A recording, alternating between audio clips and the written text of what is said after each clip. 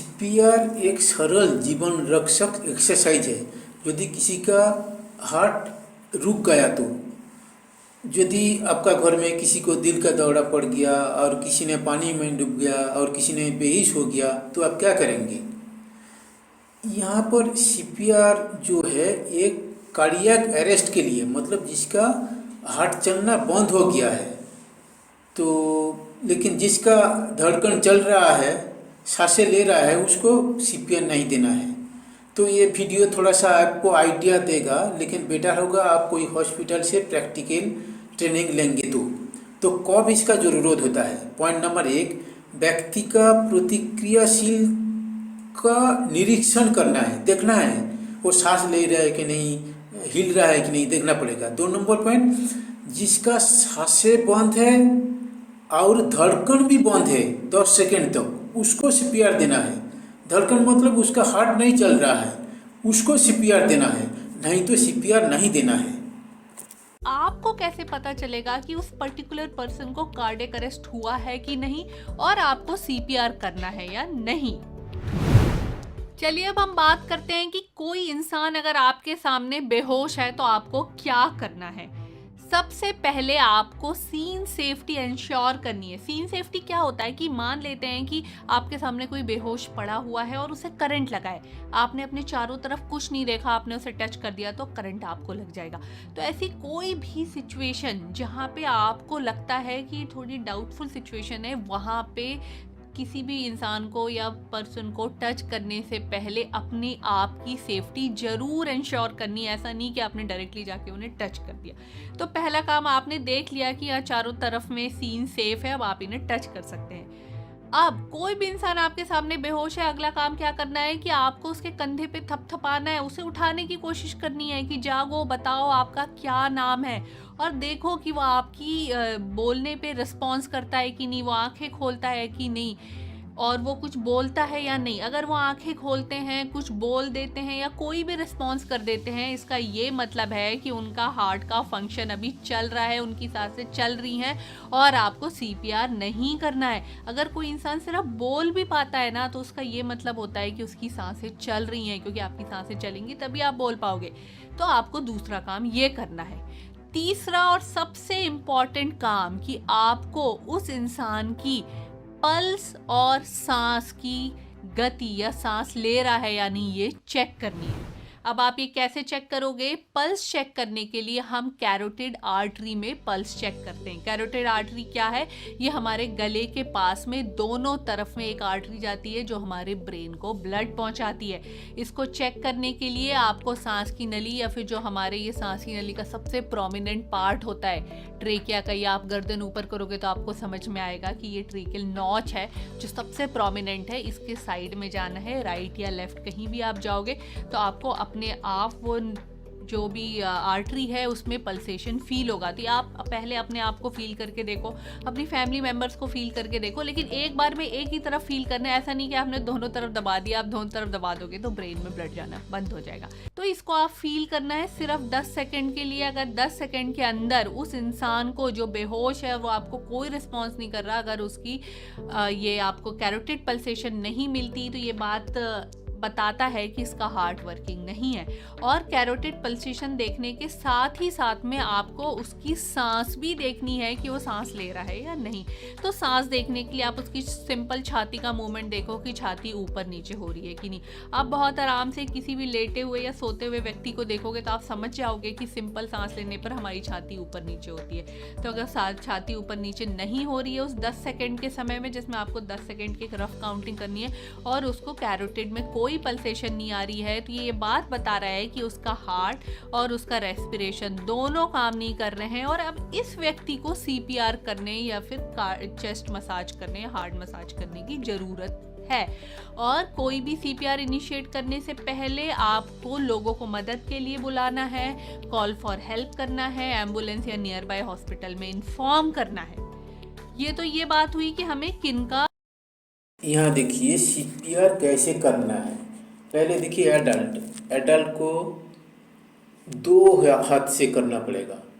उसके बाद above 1 year मतलब बच्चे को एक हाथ से करना पड़ेगा। और नीचे मिडिल में देखिए अंडर 1 ईयर, 1 साल का कम बच्चा होगा उसको 2 फिंगर से करना पड़ेगा। 2 पिक्चर देखिए, देख लिया ना। तो सभी को 30-30 बार करना पड़ेगा। एडल्ट को 2 हाथ से, बच्चे को 1 हाथ से, और एकदम छोटा बच्चे 1 साल का कम से जो होगा उसको 2 फिंगर से करना पड़ेगा। और येलो कलर में देखिए मैंने दिखाया कॉमन फॉर ऑल। देखिए कॉमन उसमें 1 नंबर पॉइंट में है सबका मुंह में कुछ मिट्टी पिट्टी कुछ है तो उसको साफ कीजिएगा। 2 नंबर पॉइंट वो सबको जगाने का प्रयास कीजिए। बात कर रहा है कि नहीं, हिल रहा है कि नहीं, उसको बुलाइए, नाम लेके उसको बुलाइए, रेस्पॉन्ड कर रहा है कि नहीं। दाहिना तरफ देखिए येलो कलर में 3 नंबर पॉइंट जो कॉम्प्रेस होगा, मतलब जो प्रेशर डालना पड़ेगा उसका जो रेट होगा वो 100 से 120 बार होना चाहिए 1 मिनट में। इसका मतलब करीबन 1 सेकंड में 2 बार होना चाहिए। हाँ, इससे कम भी नहीं होना चाहिए, ज़्यादा भी नहीं होना चाहिए। 4 नंबर पॉइंट परफॉर्म साइकिल 30, सबको 30 बार करके कंप्रेस करना पड़ेगा। फॉलोड बाय 2 रेस्क्यू ब्रीथ, मतलब 30 बार हो जाने के बाद रेस्क्यू ब्रीथ डालना पड़ेगा। उसका डेप्थ क्या होगा, जो प्रेशर डालेंगे उसका डेप्थ क्या होगा, अबाउट 2 इंचेस, मतलब 5 सेंटीमीटर। इससे कम भी नहीं होना चाहिए, ज़्यादा भी नहीं होना चाहिए। जब प्रेशर डालेंगे तो वो 2 इंच तक नीचे जाना चाहिए, मतलब 5 सेंटीमीटर करीबन, और फिर छोड़ना है। उससे कम भी नहीं होना चाहिए, ज़्यादा भी नहीं होना चाहिए, नहीं तो काम नहीं करेगा। लास्ट वीडियो में मैंने दिखाया। और 6 नंबर पॉइंट रेस्क्यू ब्रीथ कैसे होगा, तो 30 कंप्रेशन देने के बाद जो रेस्क्यू ब्रीथ है वो जैसे उसका क्या है, नोज जो है उसको बंद करके मुंह से मुंह डाल के अंदर हवा डालना है। हाँ, 2 बार 1 सेकंड करके हवा डालना है। जैसे हम लोग बैलून फुलाते हैं ना, ऐसे हवा डालना है 1 सेकंड तक। देखेंगे उसका पेट थोड़ा सा फूल जाएगा। ये करना पड़ेगा, ये कॉमन है। येलो कलर में जो दिखाया पॉइंट नंबर 1 to 6 ये कॉमन है सबके लिए। लेकिन एडल्ट के लिए 2 हाथ से करना पड़ेगा, बच्चे के लिए 1 हाथ से, और एकदम छोटा बच्चे 1 साल के अंदर के जो है उसको 2 फिंगर से करना पड़ेगा। ये मेन पॉइंट है। Casualty, remove the casualty, and remove the danger. Now try to get a response by kneeling next to the child and squeezing their shoulders. Can you try to hear get a me? response. Now try to get a response Open your when eyes. you're next to the person. Hold their squeeze hand and ask them to squeeze if they can Open hear your you. eyes. Squeeze my hand. Hold their if you hand can and hear me. ask them to squeeze. If there's no response, send for squeeze help. my hand if you Call can for an hear me. ambulance. If there's no response, send for help. Or if another person's available, ask them to do it. Or if another person's available, ask them to do it. Open the airway by checking the child's mouth. Open the airway by checking the person's mouth and removing any obstructions with any visible solid material. Once the mouth is clear, and tilt the head back to open the airway. Clear. Check for breathing. Listen and feel for any breathing. And feel for any breathing. If they're breathing, gently roll them onto their side into the recovery position. If you can't detect normal breathing, then start CPR. If you can't detect normal breathing, 30 compressions of the chest, followed by 2 breaths. 30 compressions of the chest, followed by 2 breaths. Again by kneeling next to your child's torso.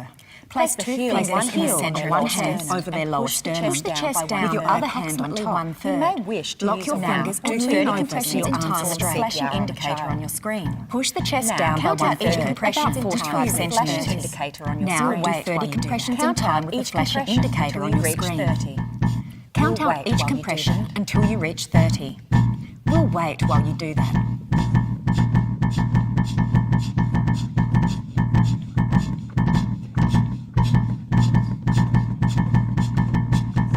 Reached 30. Time for the 2 breaths. Support the chin.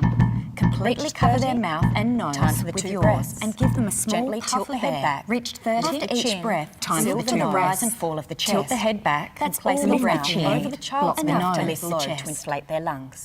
Continue CPR completely cover their mouth with yours and breathe out until normal breathing returns. After each breath, all the paramedics are ready to take and fall of the chest. Continue CPR. That's all the breath you need enough to lift the chest until the person responds. Continue CPR at 30 compressions to 2 breaths until the person responds. As you continue to provide breathing routines, make sure that the paramedics are ready to take over each time. This is hard work. If the chest doesn't rise, it may mean there are other ways obstructed. Get them ready to take over to provide tube pressure on the soft tissues of the neck. As you continue to provide tube breath, if the baby is still rising and not breathing and the chest rises, CPR until help arrives. It may mean that if you have the chest doesn't rise, it may mean that the head is not tilted back enough, on whether you should attach it. The airway is blocked. If the person is still unresponsive and not breathing normally, if the child is still unresponsive, apply a defibrillator if one is available. Apply a defibrillator if one is available.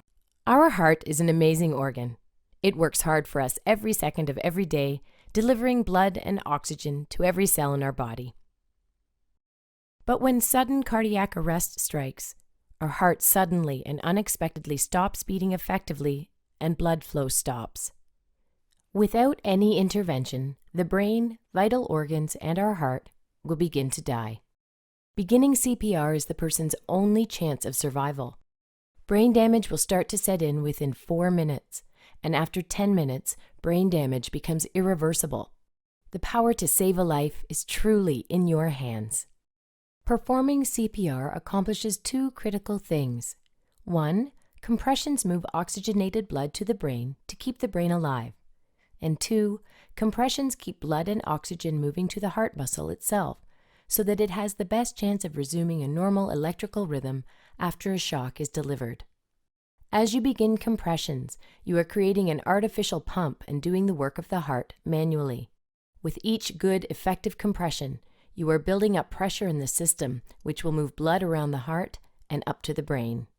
It does take time to get the blood moving with CPR, so it is very important to push hard and push fast to build the pressure up, which keeps blood going to the brain. Pushing down at least 2 inches allows for the heart to be squeezed and blood to move out. Pushing at a rate of 100 to 120 compressions per minute is necessary to keep blood pumping. Let's see what happens when we take our hands off the chest. Blood stops moving to the brain. It is for this reason that if you are taking your hands off the chest to deliver breaths or switching roles, it is critical to minimize time off the chest. Watch what happens when we don't push deep enough. Blood does not reach the brain. The same is true if we do not push fast enough. Watch what happens when we push too fast. The heart does not have time to refill with blood, therefore not enough blood gets pumped out. Watch what happens when we don't allow the body to decompress and allow the chest to fully recoil. The heart does not have a chance to refill with blood, therefore no blood gets pumped out. So remember, the key purpose of delivering compressions is to keep oxygenated blood moving within the heart and up to the brain to keep the brain alive. We need to push hard and push fast in the center of the chest. If ribs break, that's okay. What's not okay is allowing the brain to die from a lack of oxygen. So remember, you are their only hope. Do the best you can, and don't give up until medical help arrives